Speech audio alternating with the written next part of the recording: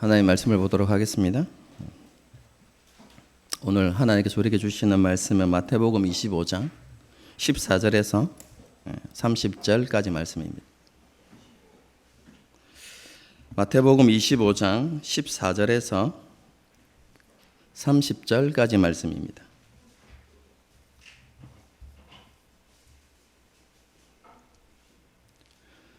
한 절씩 교독하시겠습니다. 제가 먼저 읽습니다.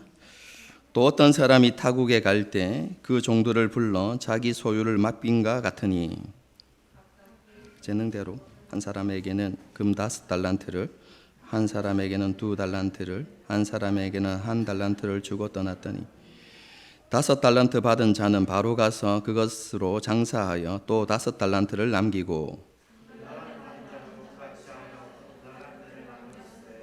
1달란트를 받은 자는 가서 땅을 파고 그 주인의 돈을 감추어 두었더니 5달란트 받았던 자는 5달란트를 더 가지고 와서 이르되 주인이여 내게 5달란트를 주셨는데 보소서 내가 또 5달란트를 남겼나이다.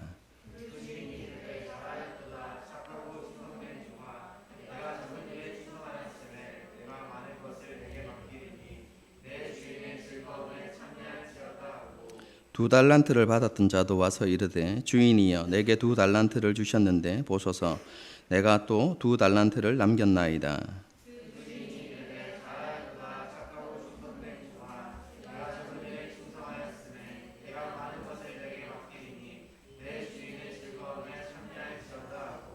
한 달란트를 받았던 자는 와서 이르되 주인이여 당신은 굳은 사람이라 심지 않은 데서 거두고 해치지 않은 데서 모으는 줄을 내가 알았으므로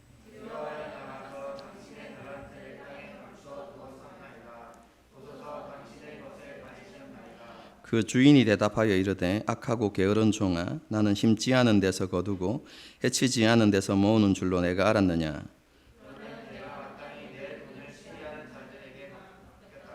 내가 돌아올 먼저 이자를 받게 하였을 것이니라. 그에게서 그 1달란트를 빼앗아 10달란트 가진 자에게 주라.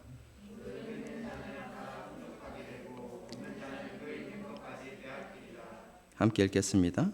이 무익한 종을 바깥 어두운 데로 내쫓으라. 거기서 슬피 울며 이를 갈리라 하시. 아멘. 오늘은 지난 주일에 미리 예고했던 것처럼 달란트 비유에 대해서 생각해 보도록 하겠습니다. 이 비유는 예수님의 비유 중에서 설교에서 가장 많이 인용되는 비유이기도 합니다. 그리고 성도들도 너무나 잘 알고 있는 그런 내용이죠. 이 달란트 비유를 일반적으로 어떻게 이해하고 있습니까? 주인이 종에게 준 달란트 뭐죠? 많은 경우에 재능이다 이렇게 이야기하죠. 혹은 모든 자산, 주인이 주었던 그렇죠. 종에게 준 모든 자산 뭐 이렇게 이야기하기도 합니다. 그렇죠? 그래서 우리는 이러한 자원이나 재능을 잘 관리하고 사용하여서 더 나은 삶을 창조해 가야 한다. 뭐 이렇게 해석하죠. 좋은 결과와 많은 성과를 만들어내는 그런 삶을 살아야 한다는 것입니다. 이것을 조금 그죠? 너무 세속적으로 보이니까 거룩하게 표현하면 좋은 결과와 성과를 통해서 하나님의 영광을 드러내고 하나님의 나라를 확장해 가야 한다라고 이렇게 이야기하죠. 그런데 이런 삶을 살지 않고 하나님께서 주신 달란트를 잘 관리하지 않으면 어떻게 됩니까? 악하고 게으른 종으로 그렇게 이렇게 판단을 받고 하나님으로부터 큰 징계를 받게 된다. 이렇게 이야기하죠. 여러분, 달란트 비유에 대한 이런 해석이 우리에게 너무 익숙하기 때문에 달란트 비유가 정말로 그런 것들에 대해서 말하는가, 말씀하고 있는가, 달란트 비유를 통해서 주님께서 주시는 교훈이 그러한가에 대해서 깊이 고민해 보는 성도들이 많지 않은 것 같습니다. 왜냐하면 우리는 익숙한 것을 진리로 여기는 경향이 있기 때문에 그렇습니다.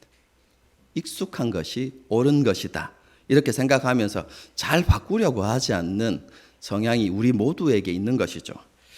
하지만요, 정말로 오늘 본문을 자세히 읽으면서 하나님께서 우리에게 주시는 그 교훈이 그러한 것인가는 깊이 생각해 볼 필요가 있습니다. 여러분, 가장 먼저 한번 생각해 볼 것은요, 이 15절입니다. 15절을 보십시다. 각각 그 재능대로 한 사람에게는 금 5달란트를, 한 사람에게는 2달란트를, 한 사람에게는 한 달란트를 주고 떠났더니, 여러분, 본문 서두가 어떻게 시작되고 있습니까? 각 종의 뭐대로요? 재능대로. 재능을 주었다라고 이야기하는 게 아니라 종의 뭐에 따라서요? 재능을 따라서 달란트를 줬다고 이야기하고 있죠. 여러분, 이 구절만 주의 깊게 읽어도 재능과 달란트는 다른 것이다, 이렇게 분명히 알 수 있죠.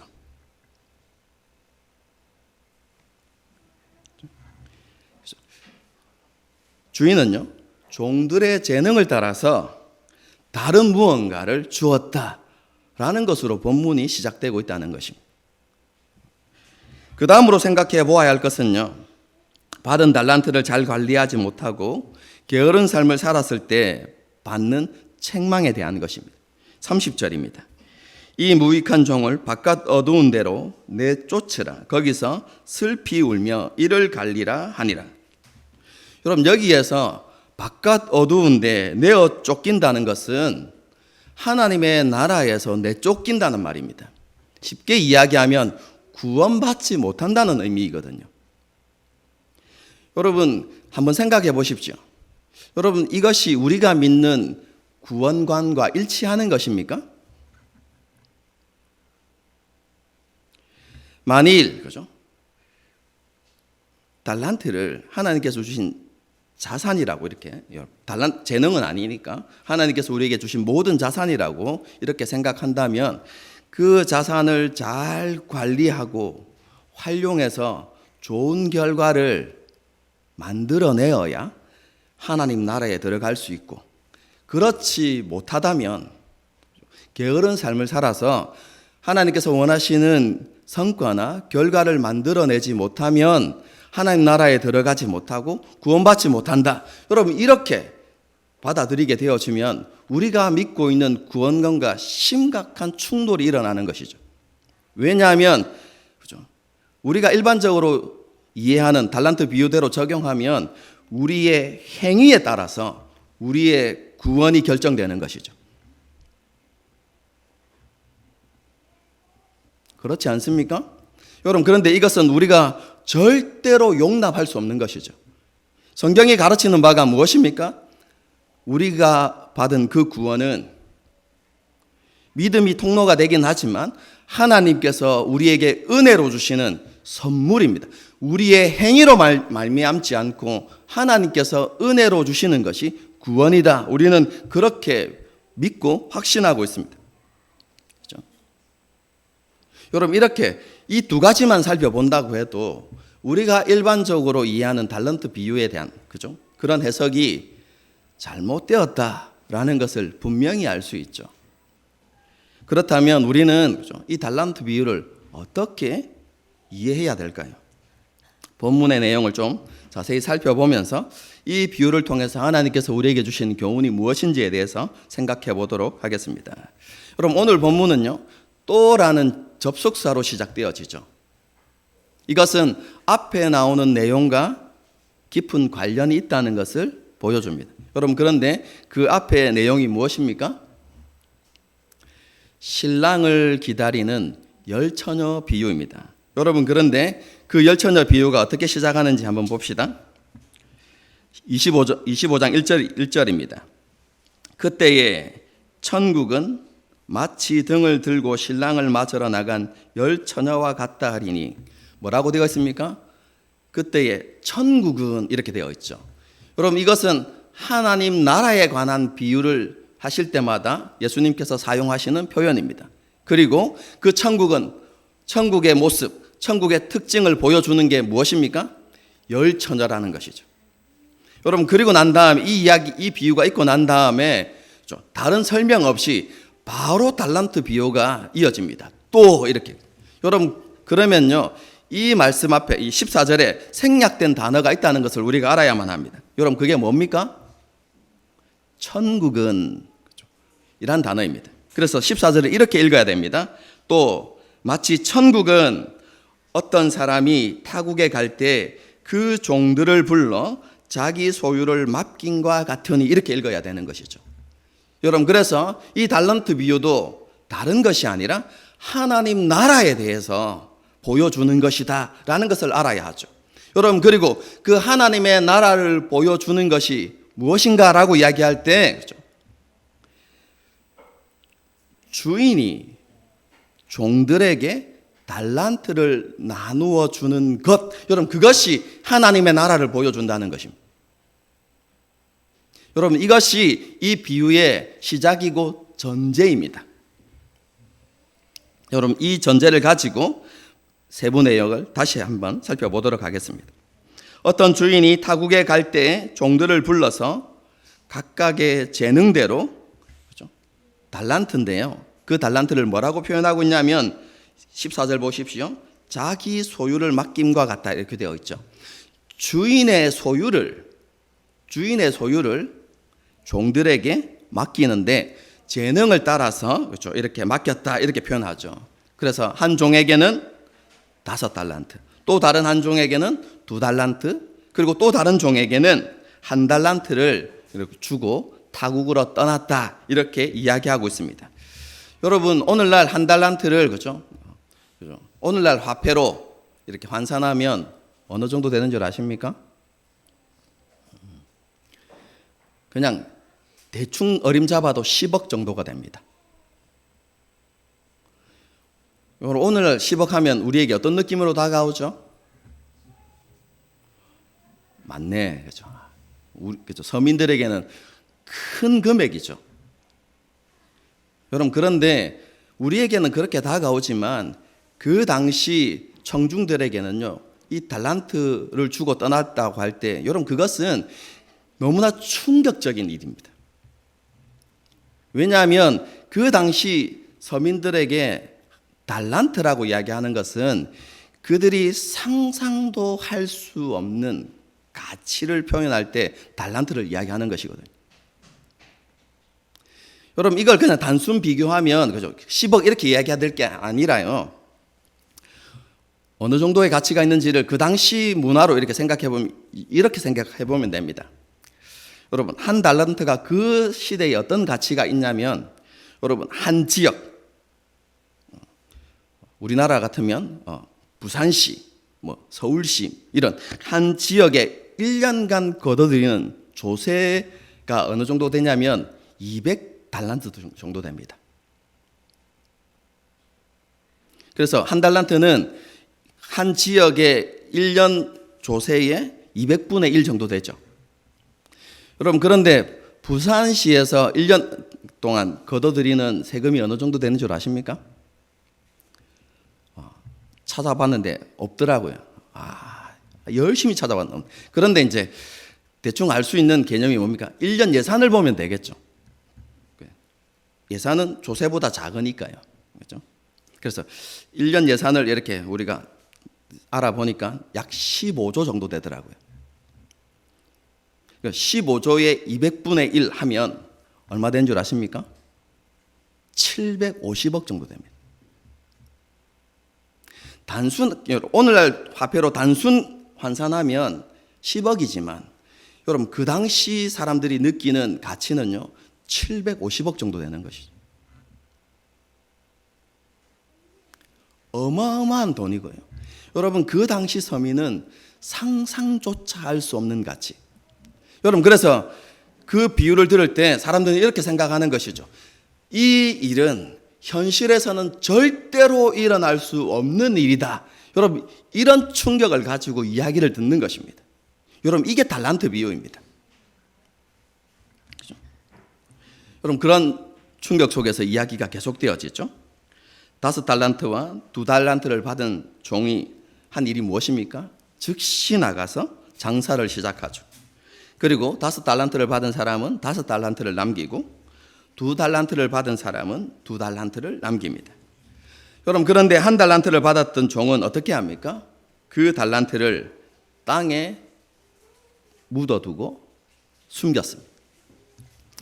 우리가 보기에는 이상한 행동이다라고 이렇게 생각될 수 있지만요. 여러분, 그 당시에는 지극히 정상적이고 평범한 행동입니다. 여러분, 그 당시는 오늘날 같이 금융제도가 활성화되어 있지 않는 사회였습니다. 여러분, 그래서 돈을 가장 안전하게 보관하는 방법은 아무도 모르는 자기만 아는 곳에 돈을 묻어두는 것이 돈을 가장 안전하게 보관하는 방법이었습니다. 여러분, 그래서 큰 부자들이 오랜 기간 동안 여행을 떠나게 되어질 때, 무슨 사업차나 뭐 하여튼 일이 있어서 떠나게 되어질 때, 여러분, 돈을 어떻게 했냐면, 그 많은 재산들을 어떻게 했냐면 자기만 아는 땅에 이렇게 묻어두고 여행을 떠나는 것이죠. 여러분, 그런데 여행 중에 불의의 사고로 죽게 되어지면 그 땅은 영원히 자기만 아는 곳에 묻었으니까 영원히 묻히게 되는 것이죠. 여러분, 이런 것이 배경이 되는 비유가 있죠. 뭡니까? 땅 속에 감추인 보화. 도 같은 일. 그 얘기구나. 여러분, 이게 그냥 우연히 감추어진 게 아니라 그 당시에 실제로 일어나고 있던 일들을 예수님께서 비유로 들고 오신 거거든요. 그래서 이 한 종이 1달란트를 땅에 묻었던 것은 지극히 정상적인 일이고, 그 달란트를 가장 안전하게 보관할 수 있는 일을 행한 것이죠. 이해가 되셨습니까? 그리고 오랜 시간이 흐른 후에 주인이 돌아옵니다. 그리고 종들과 결산을 하죠. 그때 주인은 5달란트와 2달란트를 남긴 종에게 착하고 충성된 종이라고 칭찬하면서 주인의 즐거움에 참여할지어다 이렇게 선언하죠. 하지만 1달란트를 감추어뒀던 종에게는요, 악하고 게으른 종이라고 책망하면서 다른 종들에게 이 무익한 종을 바깥 어두운 데 내어 쫓으라 라고 이렇게 명령하게 되죠. 장사를 해서 이윤을 남긴 종과 그냥 여러분 땅에 묻어두고 1달란트를 안전하게 보관했던 종들과의 대죠. 내려진 결과의 차이가 너무나 크죠.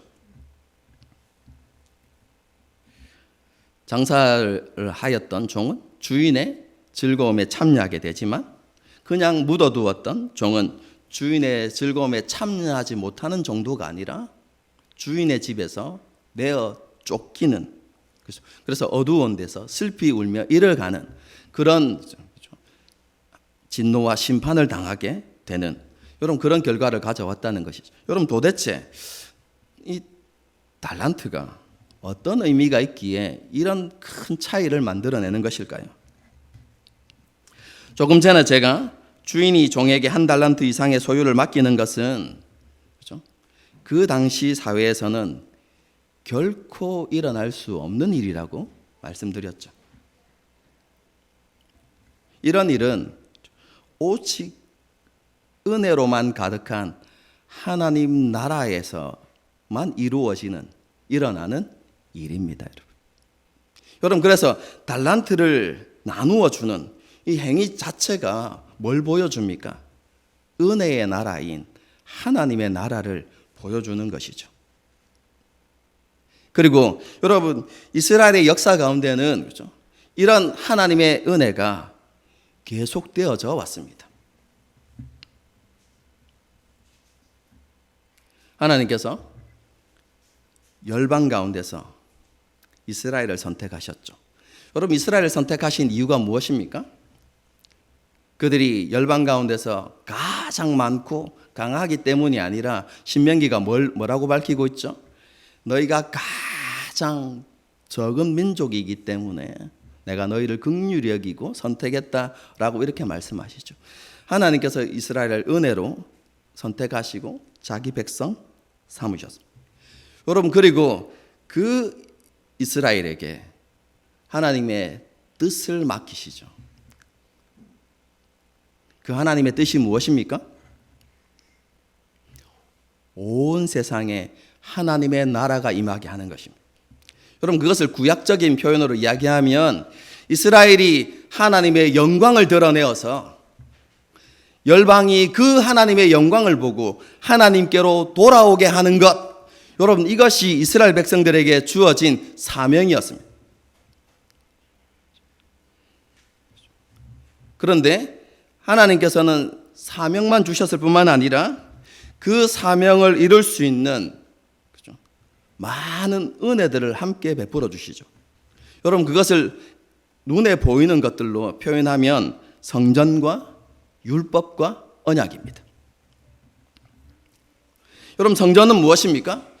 하나님께서 이스라엘 백성 가운데 함께 하신다. 이스라엘 백성 가운데 거하신다라는 것을 보여주는 상징적인 장소였습니다. 여러분, 그래서 하나님께서 이스라엘 백성들에게 주신 은혜가 무엇입니까? 하나님께서 그들과 함께 하신다는 것이죠. 여러분, 그것뿐만 아니라 이스라엘 백성들에게 하나님께서 율법을 주셨습니다. 율법을 주신 이유가 무엇입니까? 율법은 하나님의 백성들이 살아가는 삶의 원리인데 그것을 통해서 하나님이 어떠한 분이신지를 세상 가운데 보여주라는 것이죠. 여러분, 율법을 따라서 이스라엘 백성들이 율법을 온전히 지키면서 살아가면 여러분, 그 이스라엘 사회에 어떤 일들이 일어납니까? 그 사회에 하나님의 공의가 세워집니다. 여러분, 열방과 다른, 세상과 다른, 하나님을 알지 못하는 민족들과 다른 하나님의 공의가 바로 세워지죠. 뿐만 아니라 그 사회에 하나님의 자비와 긍휼이 나타납니다.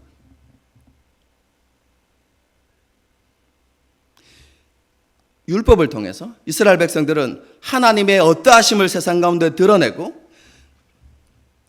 하나님을 세상 가운데 보여주는 그런 특권을 부여받았다는 것이죠. 그것뿐만 아니라 언약은 무엇입니까? 하나님께서 이스라엘 백성들에게 언약을 맺으시면서 뭐라고 이야기했습니까? 너희가 내 언약에 신실할 때에 내가 어떻게 복을 주신다고 하셨습니까? 복에 복을 다. 심지어는 집안에 있는 떡 반죽 그릇에까지 하나님께서 복을 부어주시겠다고 말씀하셨던 것이죠. 하나님의 언약에 신실한 그 백성들에게 하나님께서 복에 복을 더하셔서 하나님께서 살아계시다는 사실을, 그리고 하나님의 능력의 어떠함을 세상 가운데 보여줄 수 있는, 여러분, 그런 은혜를 누구에게 주셨다는 말입니까? 이스라엘 백성들에게 주셨다는 것입니다. 여러분, 그런데 그 은혜가 여러분 세상의 어떤 것과 비교될 수 있습니까? 여러분, 세상 사람들은 상상도 할 수 없는 보배롭고 가치 있는 것이죠. 여러분, 그렇기 때문에 하나님께 주신 달란트는요, 이스라엘 백성들에게 주신 그 사명과 그 사명을 이루기 위해서 하나님께 주신 그 은혜들을 가리키는 것입니다.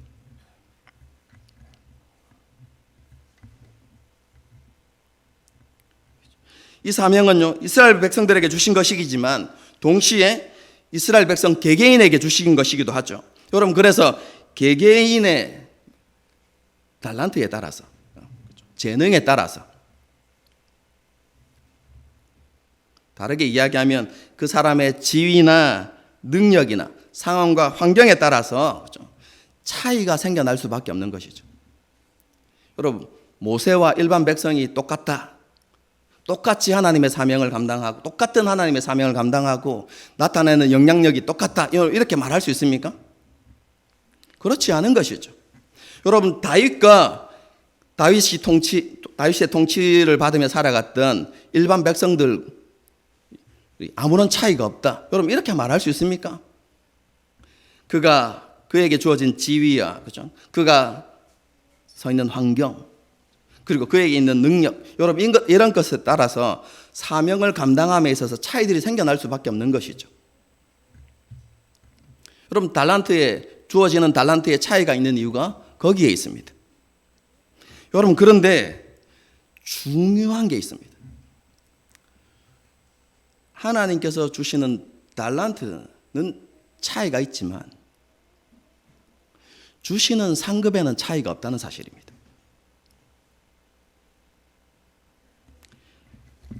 말씀을 한번 보겠습니다. 21절 말씀입니다. 이것은 5달란트를 남긴 종에게 주시는 그렇죠. 주인의 보상입니다.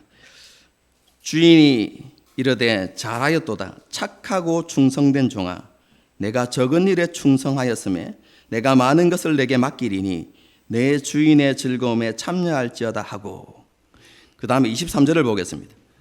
이것은 2달란트 남긴 자에게 그렇죠? 주인이 주는 보상에 대한 것입니다. 그 주인이 이르되 잘하였도다. 착하고 충성된 종아, 내가 적은 일에 충성하였음에 내가 많은 것을 내게 맡기리니 내 주인의 즐거움에 참여할지어다 하고. 여러분 차이가 있습니까 없습니까?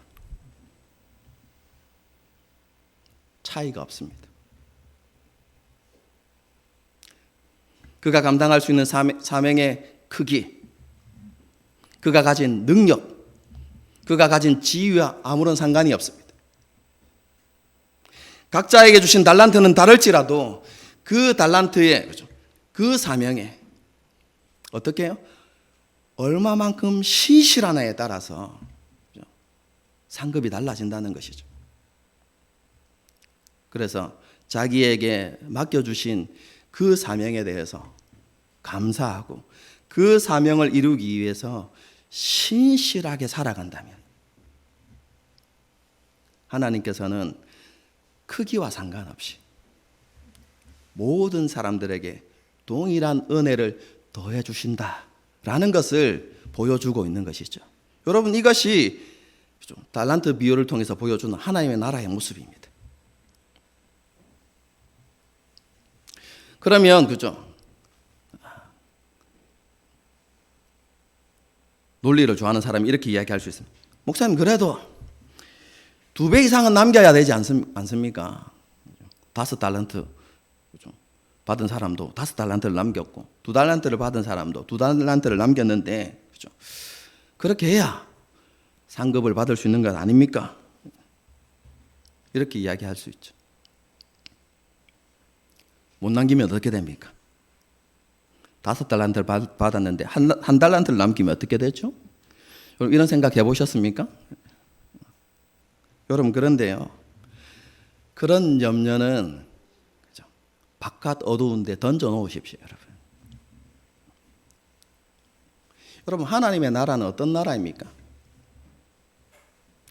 30배, 60배, 100배의 결실을 맺는 나라입니다. 씨 뿌리는 비유가 그것을 보여주죠. 왜 그렇습니까? 사명에 온전히 신실한 삶을 살아갈 때 우리의 삶 가운데 맺히는 열매는 우리의 노력으로, 우리의 능력으로만 맺히는 열매가 아닙니다, 여러분.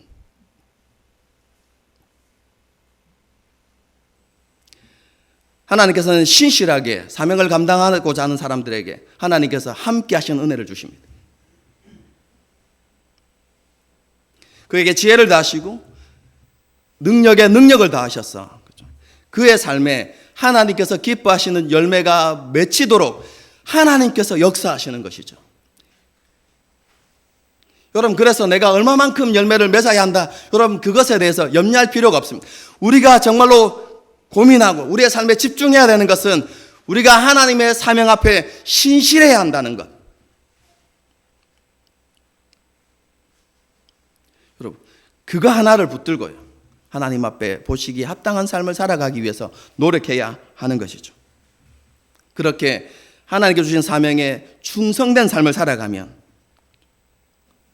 우리의 삶 가운데 하나님께서 일하시고 하나님께서 하나님의 일을 이루어 가시는 그 역사들을 보게 되는 것입니다. 달란트 비유는 우리에게 그것을 말씀해 주고 있습니다. 여러분 그런데 과거 이스라엘 역사들을 한번 우리가 생각해 보십시다. 이스라엘이 하나님께서 원하셨던 그 열매들을 혹은 결실을 거둔 때가 많았습니까? 거두지 못한 때가 많았습니까? 그죠? 이건 질문할 필요가 없는 것이죠. 실패하고 열매를 맺지 못할 때가 더 많았습니다. 왜 그렇습니까? 그들이 하나님 앞에 신실하지 않았기 때문에 그렇습니다. 그들 마음에 하나님 두기를 원치 않았고, 그죠? 언약의 신실한 삶을 살지 않았기 때문에 그렇습니다. 율법을 무시하고 자기 욕심과 욕망을 따라서 그렇게 살았기 때문에 그런 비참한 결과가 나타난 것이죠. 한 달란트 받은 사람처럼 하나님께 주신 사명과 은혜를 땅에 묻어두는 어리석음을 범했던 것입니다. 여러분, 예수님 당시에 바리새인과 서기관들이 바로 그런 사람들이었습니다. 여러분, 바리새인과 서기관들 스스로 어떻게 생각하고 있었습니까? 나는 하나님에 대해서 잘 알고 있다. 뿐만 아니라 자신은 하나님의 언약에도 신실하다. 스스로 그렇게 생각했죠. 그런 생각을 할 수 있었던 이유가 무엇입니까? 하나님의 율법을 철저하게 지키려고 노력했기 때문에 그렇습니다. 나는 율법에 신실한 삶을 살고 있기 때문에 나는 하나님 보시기에 합당한 삶을 살아가고 있다 라고 이렇게 착각하면서 살아갔던 것이죠. 여러분, 그런데 계속해서 우리가 몇 주 동안 제가 말씀을 드렸지만 그들은 하나님을 드러내고 하나님께 영광 돌리는 삶이 아니라 자기 자신을 드러내고 자신의 의로움을 자랑하는 그런 삶을 살았던 것이죠. 그뿐만 아니라 교만한 마음을 가지고 하나님께로 돌아오는 사람들의 길조차 막아버리는 어리석은 일들을 했던 사람들이 바로 바리새인과 서기관들이죠.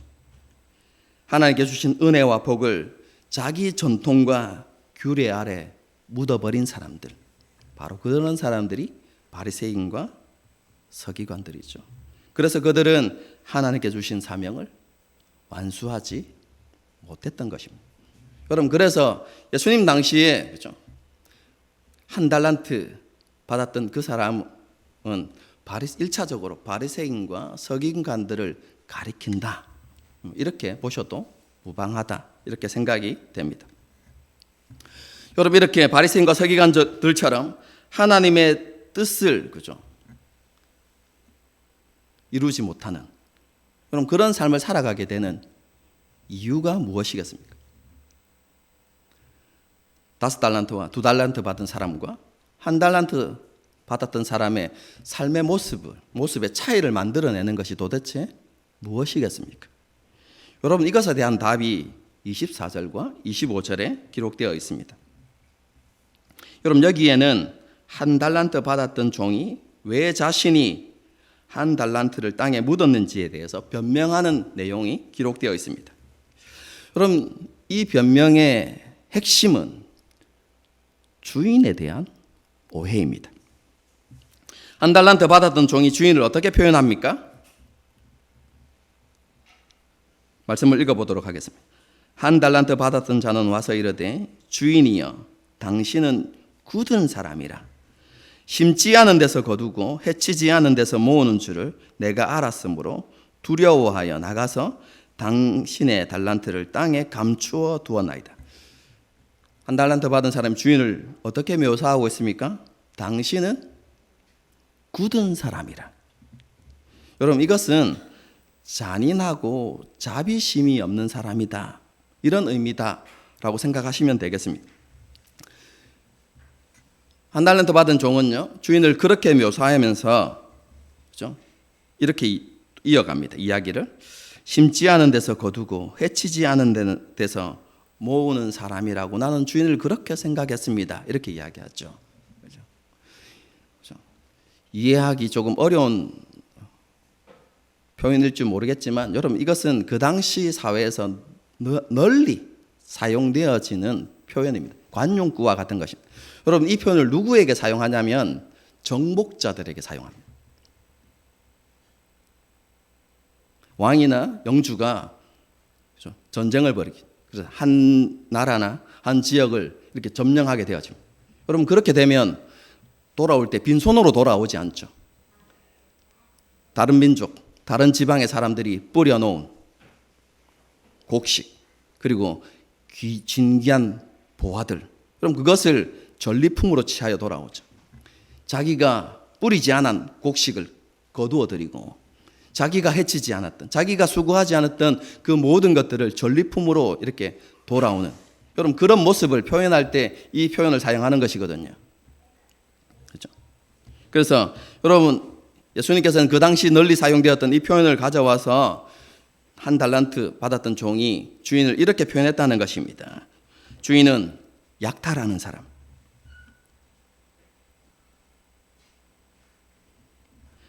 다른 사람의 노동력을 착취하는 사람, 자기의 이익을 위해서라면 어떤 일이라도 하는 그런 어떤 자비심이 없고, 그리고 잔인한 그런 주인으로 나는 당신을 이해하고 있었습니다 라고 이렇게 말하는 것이죠.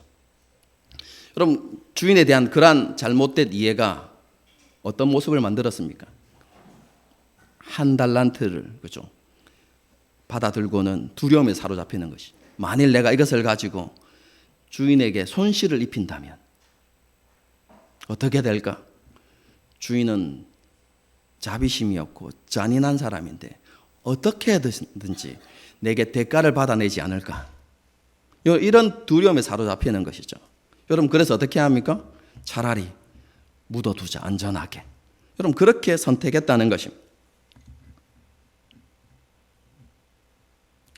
주인이 이 종의 말을 듣고 여러분 어떻게 이야기합니까?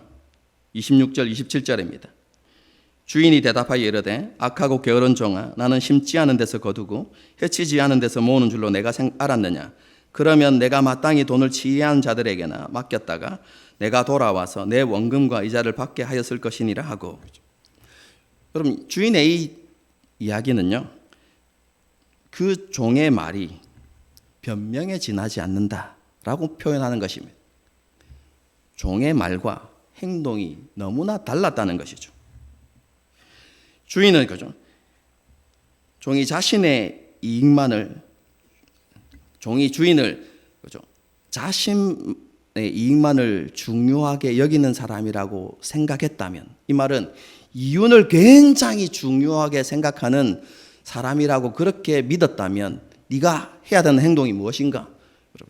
여러분, 그 당시에 오늘날 같은 금융 제도는 없었지만 고리대금업이 성행하고 있었습니다. 여러분, 그런 사람에게 돈을 맡겨서 많은 이자를 받게 하는 것이 네가 말한 것이 진실이라는 것을 증명하는 길이 아니냐라고 이렇게 이야기하는 것이죠. 그런데 그렇게 하지 않았다는 말은 무엇입니까? 말과 행동이 너무 다르다는 것이죠. 그렇게 이야기하면서 네가 지금 나라에 대해서 그렇게 이야기하는 것은 뭐에 불과하다고요? 변명에 불과하다, 이렇게 이야기하는 것이죠. 주인은 종에게 큰 은혜를 베풀었고 그를 신뢰했습니다. 하지만 종은 주인이 베푼 은혜를 알지 못했습니다. 주인이 베푼 은혜가 무엇이죠? 한 달란트. 그럼 그 당시 서민, 그 당시 일반 백성, 이 상상하지도 못하는 가치. 그렇다면 여러분, 종이라면 더 할 나위가 없죠, 그렇죠? 종이라면, 그죠, 평생 보지도 못할 그런 금액인 것이죠. 여러분, 그러한 것들을 맡기는 것 자체가, 종을 신뢰하고 여러분 그러한 주인의 소유를 맡기는 것 자체가 큰 은혜였죠. 여러분, 그런데 종은 그것을 알지 못했고 주인에게 감사하지도 않았습니다. 오히려 주인을 오해했고 주인에게서 피해를 입지 않기 위해서 자기 중심적 행동을 했던 것입니다. 여러분, 그래서 한 달란트를 받은 종이, 그죠, 그 달란트를 숨기는 것은 그의 삶의 중심이 주인이 아니라 자기 자신이라는 것을 명확하게 보여주는 행동입니다. 다시 말씀드리겠습니다. 종이 한 달란트를 숨기는 것은 그의 삶의 중심이 주인이 아니라 자기 자신이라는 것을 명확하게 보여주는 것입니다. 그러면 5달란트와 2달란트 받은 사람의 모습은 정반대이겠죠. 이 두 사람은 주인에게 달란트를 받자마자 어떻게 했습니까? 즉시 장사를 시작했습니다. 여러분, 이 말은 이런 뜻입니다. 주인의 뜻이 무엇인지를 알고 그 주인의 일에 아무것도 따지지 않고 그 뒤에 일어날 결과를 생각하는 것이 아니라 주인의 마음과 주인의 뜻을 헤아리고 그것에 온전히 순종했다. 그 주인의 뜻에 신실했다는 의미입니다. 다르게 이야기하면 그 종들의 삶의 목적과 우선순위가 주인에게 있었다라는 것을 분명하게 보여주는 것이죠. 여러분, 주인의 칭찬도 마찬가지입니다. 여러분, 주인이 두 종을 칭찬하는 핵심이 무엇입니까? 여러분, 그들이 적은 일이라고 표현되어 있지만 그 적은 일이 누구의 일입니까? 주인의 일인 것이죠. 그래서 주인이 여러분 종들을 칭찬하는 것은 많은 달란트를 남겨서가 아니라 그가 주인의 일에 신실하고 충성했기 때문에 그를 칭찬하는 것입니다.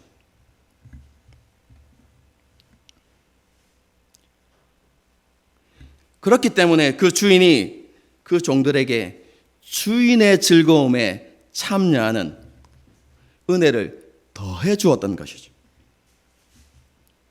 하지만 주인을 오해하고 자기중심적인 삶을 살았던 그 종은요, 주인의 즐거움에 참여하지 못할 뿐만 아니라 어두운 데 내어 쫓기는 심판을 받게 되었던 것이죠.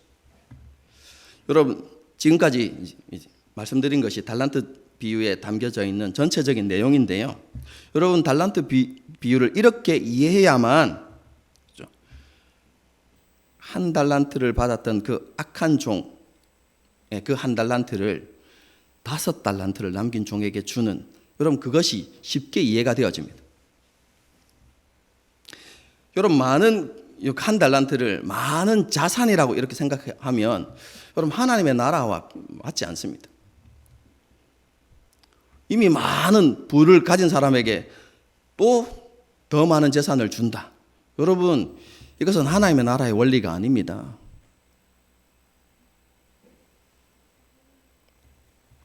뭘 준 것입니까? 하나님께서는 자기 뜻을, 그렇죠? 하나님의 뜻에 온전히 순종하는 사람, 헌신하는 사람, 그 사람에게 사명을 부여하시는 것이죠.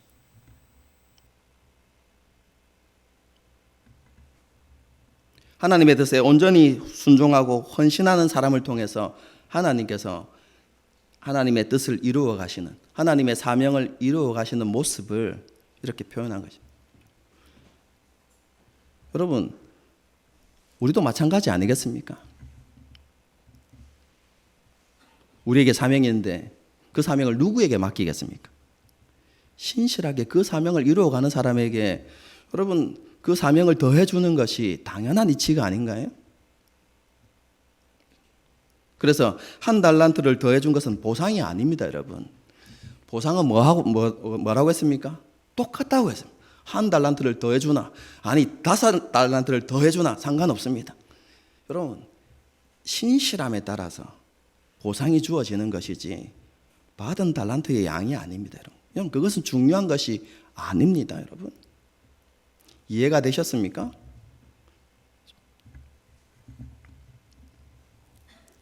여러분, 이런 달란트 비유의 내용은, 그렇죠? 이스라엘 역사 속에서 지속적으로 있어 왔던 일입니다. 그뿐만 아니라 예수님께서 다시 오실 때까지 계속해서 있을 내용이기도 합니다. 여러분, 과거나 지금이나 미래에도요, 교회 안에는 언제나 두 종류의 사람이 있기 마련입니다.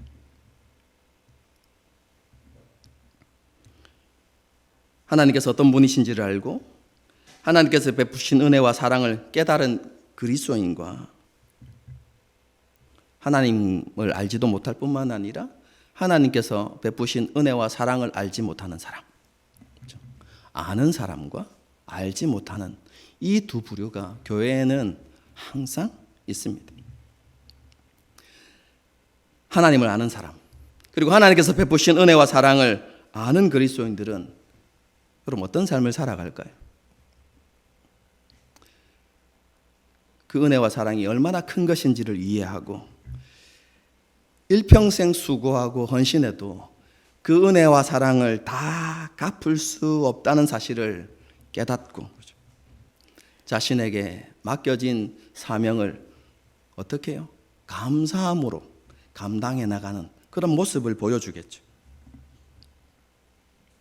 많은 어려움과 시련과 유혹이 있을 것입니다. 때론 넘어지기도 하고 그렇죠? 포기하고 싶은 마음이 들 때도 있겠죠. 그러나 하나님을 알기 때문에 그리고 나에게 사명을 맡기신 그 하나님께서 반드시 그것을 이루시는 분이라는 사실도 알기 때문에 그렇죠? 포기하지 않고 다시 일어서고 하나님께서 원하시는 그 길을 계속해서 걸어가게 되겠죠. 여러분, 이것이 하나님을 아는 자들 그리고 하나님의 은혜와 사랑을 아는 자들의 삶 속에 나타나는 모습인 것이죠. 어떻게 하나님을 기쁘시게 할지를 고민하면서 세상 속에서 믿음을 외치며 그렇게 살아가겠죠. 하지만 하나님을 알지 못하는 사람들, 하나님의 은혜와 사랑을 알지 못하는 사람들은 어떤 삶을 살아갈까요? 사명을 외면하고 자기중심적인 삶을 살아가겠죠.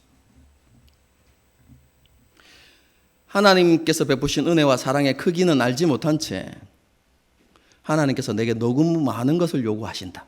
이런 불평 속에서 살아가겠죠. 그리고 하나님을 기쁨으로 섬기는 것이 아니라 자기가 세워놓은 종교적 틀을 지키기에 급급한 그런 삶을 살아가게 될 것입니다. 그런데 그것도 기쁨과 감사한 마음으로 지키는 것이 아니라 지키지 않으면 혹시 하나님께서 벌을 내리지 않을까 이런 염려 속에서 그냥 그런 형식적인 종교 생활을 하게 되는 것이죠. 그런 그리스도인들 정말 그리스도인이라고 말하기도 좀 그런 종교인들을 많이 보았습니다.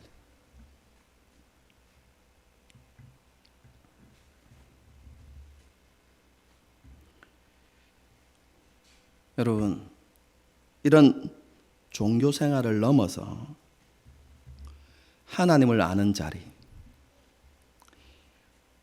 하나님께서 베푸신 은혜와 사랑을 깨닫는 그 자리로 나가지 못한다면 여러분, 그 사람은 아무리 교회에서 헌신적인 종교 생활을 한다고 해도 마지막 날에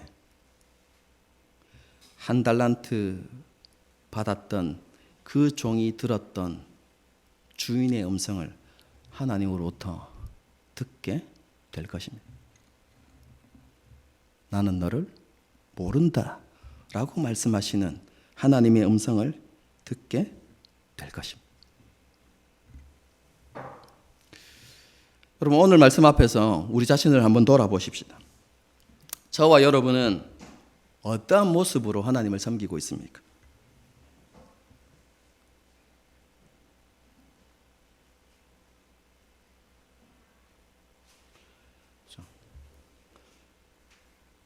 하나님을 알고 하나님의 은혜와 사랑에 대해서 감격하면서 감사함으로 기쁨으로 하나님을 섬기고 있습니까? 아니면 자기 틀에 갇힌 종교 생활을 하고 있습니까? 우리 하늘시민교회는 그래도 그죠? 하나님을 알지 못하고 자기 틀에 갇힌 그런 종교 생활을 하는 사람이 없을 거다 라고 믿고 싶습니다, 여러분. 여러분, 그런 사람 없죠?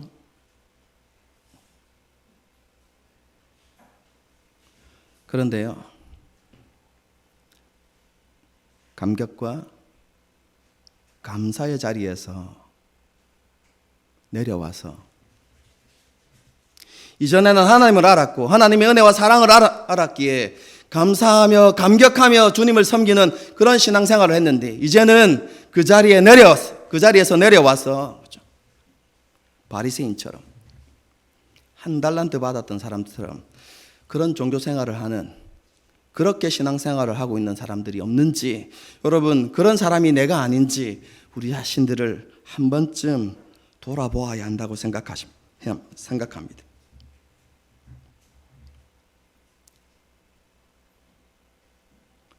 우리가 하나님을 알고 은혜와 사랑을 알았다 할지라도 우리가 지속적으로 하나님의 은혜 안에 거하는 삶을 살아가지 못한다면 우리의 모습은 한 달란트 받았던 종의 모습처럼 점점 그렇게 변해 갈 것입니다. 우리가 그런 잘못된 모습으로 살아가지 않기 위해서 노력해야 하는 것이 있습니다. 여러분, 그것은 제가 끊임없이 강조하는 우리를 은혜의 자리에 두는 것입니다.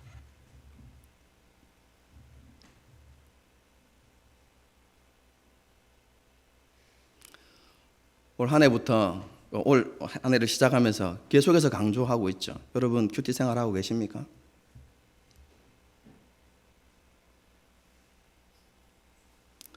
말씀 통독하고 계시나요?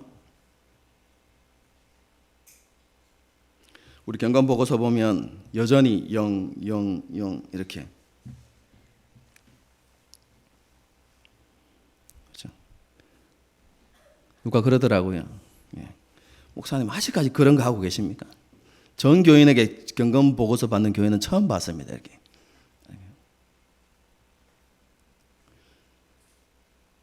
여러분, 그런 경건의 삶은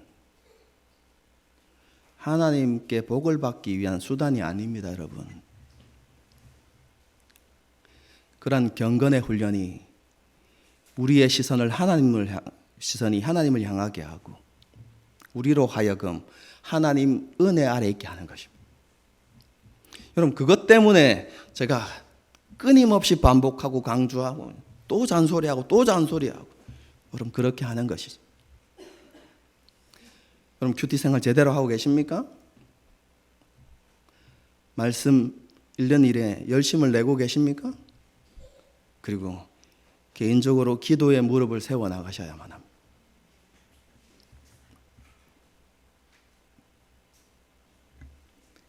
그래야만 우리가 그 은혜의 자리에서, 감격과 감사의 자리에서 내려오지 않을 수 있습니다. 사랑하는 성도 여러분, 우리는 너무나 잘 알고 있습니다. 하나님이 어떤 분이신지, 하나님께서 우리에게 어떤 은혜를 주셨는지 우리는 너무나 잘 알고 있습니다. 세상이 감당할 수 없는 아들까지 내어주신 그 하나님의 은혜와 사랑을 우리는 너무나 잘 알고 있습니다, 여러분. 이러한 은혜와 사랑을 아는 우리가 이 땅에서 어떤 삶을 살아가야 되겠습니까?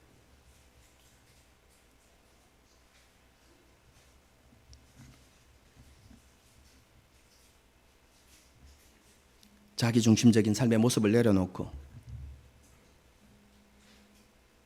우리의 삶의 목적과 우리의 삶의 우선순위가 우리의 주인 되신 하나님이 되어야 하지 않겠습니까?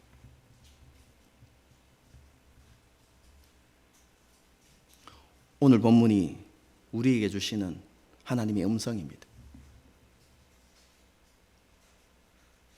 그리고 우리가 하나님의 주인 되심을 날마다 삶의 자리에서 고백하고 우리가 하나님 주신 사명에 신실한 삶을 살아가면 하나님께서 우리의 삶 가운데 하나님의 일을 이루시는 것을 보게 될 것입니다. 오늘 본문은 너희의 삶이 그렇게 되기를 원한다고 주님께서 우리에게 말씀하시는 것입니다. 하나님의 살아계심과 하나님의 능력이 성경에만 머무는 것이 아니라 우리의 삶 가운데 임하고 드러나는,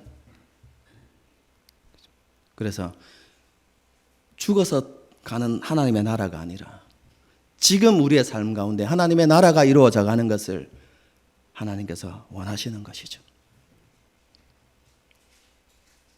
우리가 그런 삶을 살아갈 때 신실한 자들에게 더해 주시는 그 상급을 우리에게 허락해 주실 것입니다. 주인의 즐거움에 참여하게 될 것입니다. 사도 바울의 표현대로 하면 그리스도의 영광에 참여하는 그런 은혜를 우리가 받아 누리게 될 것입니다. 이러한 소망들을 품고요, 다시 한번 하나님 앞에서 믿음의 결단을 하는 저와 여러분이 될 수 있기를 주님의 이름으로 축복합니다. 함께 찬양하고 기도하는 시간을 갖도록 하겠습니다.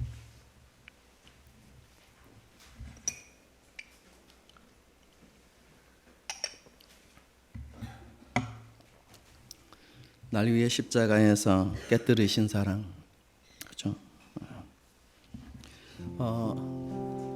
그렇죠. 오늘 그죠? 찬양 인도자가 세 곡이라고 불렀던 어두운 날 다 지나고, 그 찬양 저도 사실은 우리 예림이가 저한테 들려줬다고 하는데 다 까먹고 이제 처음 듣는 곡처럼 이렇게 느껴지더라고요. 그래서 계속 듣는데 가사 하나가 딱 꽂히더라고요. 그게 뭐냐면 어둠의 조각도 발들이지 못하리. 와, 너무 그게 저한테 확 이렇게 와닿더라고요. 우리가 가는 길에 끝이 있고 우리는 하나님의 나라에 들어가게 될 것인데, 주인의 즐거움에 참여하게 될 것인데, 여러분 그곳에는 어둠의 조각도, 그렇죠? 들어오지 못할 것입니다. 그게 확 마음에 꽂혔어요. 너무 해서 그 부분 계속해서 반복해서 듣고 뭐 이렇게 했는데요, 내 삶을 깨뜨립니다. 이 곡도 부를 때마다 꽂히는 게 한 구절이 있어요. 그게 뭐냐면, 그렇죠? 주님께라면 아깝지 않습니다. 주님께라면 아깝지 않습니다. 여러분, 이 고백을 보여주는 사람이 5달란트와 2달란트를 받았던 사람입니다. 그렇죠? 우리가 그런 이 고백이 나의 고백이 되어지기를 바랍니다. 이런 소망을 가지고 함께 찬양하고 기도하는 시간을 갖도록 하겠습니다.